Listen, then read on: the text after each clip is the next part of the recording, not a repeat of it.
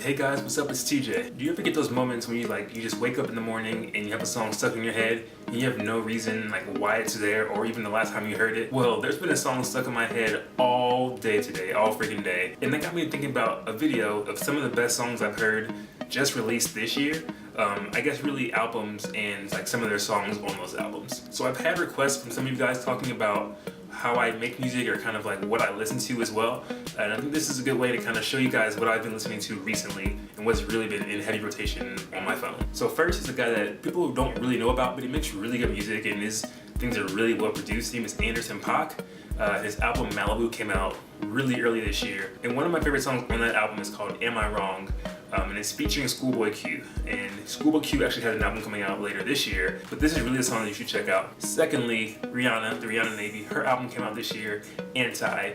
And honestly, to me, it wasn't the best album for what I like, but there were a couple songs on there that I still do play every now and then. They are Needed Me and Yeah, I Said It. And also when I hear both of those songs, I don't know, they get stuck in my head and I don't know, they're really nice tracks. The next album, one of my favorite, and I'll say I'm not really a Kanye fan, All Like That, but Life of Pablo, it was a really good album. I really enjoyed it. From the opening track, Ultralight Beam, when Chance just came out of nowhere, that was a huge moment for me because Chance is one of my favorite artists personally, and to hear him on that album and to hear that he wrote several of those songs on that album, that stood out like crazy. I love that song. Also Part 1 and Part 2, and also Waves, and Chance wrote that song, so that's probably why I like it. But those 3 or 4, top notch. And then Queen Bee, Shut Down the World with Lemonade. That was next. It's a great album and it's a great visual story as well to go along with it. The entire imagery and everything behind that album is phenomenal. It's not an album that I would play front to back personally, but Sorry and 6 Inch, is it 6 Inch or 6 Inch Heels? One of those two. Those two songs I really like a lot. I do play those every now and then, like in a playlist.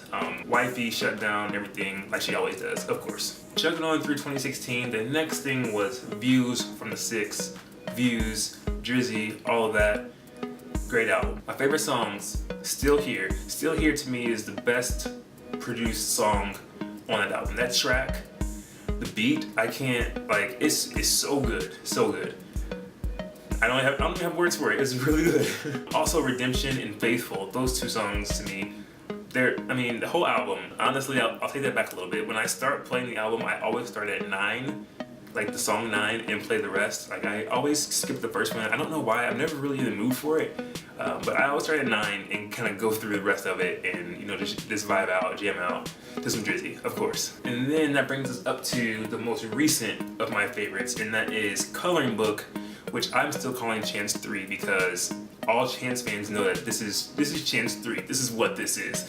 And it's a phenomenal album. I'm so glad that the Academy changed the rules a little bit so that streaming only albums can also get nominated for Grammys, because this puts this album in a great spot to get nominated, if not win multiple. It's that good. Like, I'm looking down here at the tracks and all we got, No Problem, Juke Jam, Smoke Break, Finish Line has my homie T-Pain on it. Like, really, I can't just pick like 3 or 2 or even one favorite song. Like, this entire album, front to back, when I play it, I have to hear the whole thing because it's such a well-produced, cohesive project that I really don't have any words other than you need to listen to this ASAP. If I could only recommend one album to you, as of now, it would absolutely be Coloring Book, hands down. Some cool things later this year that I'm doing is next month, July 20th, the Summer 16 tour is kicking off. So that's Drake and Future, and then also some other artists as well.